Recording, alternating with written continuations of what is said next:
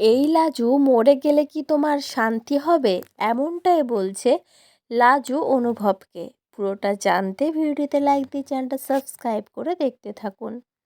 লাজু অনুভব আর বনলতার রেজিস্ট্রি ম্যারেজের পেপারে সাইন করলে অনুভব তো প্রচণ্ড রেগে যায়, কিন্তু সেখানে সে কিছু বলে না। তারপরে বাড়ি আসার পর সে শুধু লাজুকেই খুঁজতে থাকে। তারপরে সে লাজুকে খুঁজে পায় চিলেকোঠার ঘরে। সেখানে লাজু একা বসে বসে কাঁদছিল আর তার হাতে ছিল ফোন। অনুভব এক মুহূর্তের জন্য ভেবে নেয় লাজু হয়তো তারপর সুদীপের সাথে ফোনে কথা বলছিল। তখন অনুভব এসে লাজুকে বলতে শুরু করে, বাহ বাহ, পরের সাথে কথা বলা হচ্ছে আর আমি এদিকে সারা বাড়ি খুঁজে মরছি, তুমি এখানে এসে লুকিয়ে আছো। বাহ, খুব ভালো তো লাজু। তখন লাজু খুব রেগে যায়, বলে কেন লুকিয়ে থাকবো কেন, আমি কি একা একা এখানে আসতেও পারি না? তুমি আমাকে এত কেন অপমান করো খিটকেল?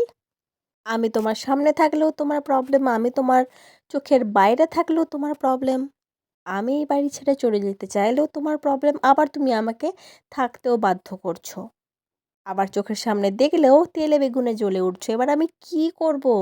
এবার লাজু কি করবে বলতে পারো? লাজু কি মরে গেলে তোমার শান্তি হবে খিটকেল?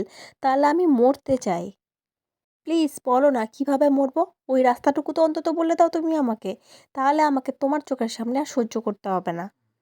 অনুভব এই কথাটা শুনে প্রচণ্ড কষ্ট পায়। লাজুকে খুব কাছে টেনে নিয়ে বলে, একদম মরার কথা বলবে না তুমি লাজু। তোমার মুখে মরার কথা যেন আমি সেকেন্ড টাইম না শুনি, শুনলে কিন্তু। তখন লাজু বলে, কি করবে, মারবে? শুধু মারটাই তো বাকি রেখেছো, এত অপমান করেছো, মনে হয় পৃথিবীতে কেউ অত অপমান সহ্য করে না, এই লাজুই সহ্য করেছে। লাজুর কপাল খারাপ, লাজুর বর তাকে ঘরে নেয়নি, সেই জন্য তো লাজুকে সহ্য করতেই হবে সব কিছু। লাজু তো কিছু বলছে না, চুপচাপ সহ্য করছে, তাতেও তোমার প্রবলেম খিটখেল? এইসবের কি উত্তর দেবে অনুভব আর ভেবে পায় না। তখন অনুভব বলে, না না, আমার কেন প্রবলেম হবে তোমাকে নিয়ে, তুমি তো তোমার বরের সাথে খুব ভালো আছো।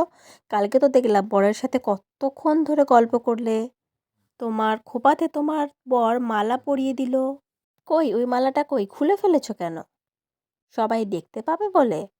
তখন লাজু বলে, কেন কষ্ট দিচ্ছ আমায়, আমার বর তো আমাকে নেবে বলে আসেনি, শুধু নেমন্তন্ন খেতে এসেছিল, এটা তো তুমি জানো। আর আমার শ্বশুর বাড়ি থেকে সব কিছু মেনে নিলে আমি ঠিক চলে যাব খিটকেল তোমার বাড়ি থেকে, তোমাকে এই নিয়ে টেনশন করতে হবে না। আর লাজু চলে যাওয়ার কথা বলতেই তো অনুভব আরও রেগে যায়, রেখে সেখান থেকে বেরিয়ে যায়। তখন লাজু ভাবতে থাকে যে আমার বর আমার উপরে রাগ করে কোথায় কোথায় ঘুরছে সেটাই আমি বুঝতে পারছি না। এইদিকে খিটকেলও রাগ করে বসে আছে আমার উপর, আমি কোথায় যাব, আমি কি করব? তো বন্ধুরা, তোমাদের কি মনে হয় লাজুর এখন কি করা উচিত? ওখানে থাকা উচিত না ওখান থেকে বেরিয়ে যাওয়া উচিত? কমেন্ট করে অবশ্যই জানিও। পরবর্তী আপডেট নিয়ে তাড়াতাড়ি আসছি, সঙ্গে থেকো, সাথে থেকো, চ্যানেলটা সাবস্ক্রাইব করে দিও। ধন্যবাদ।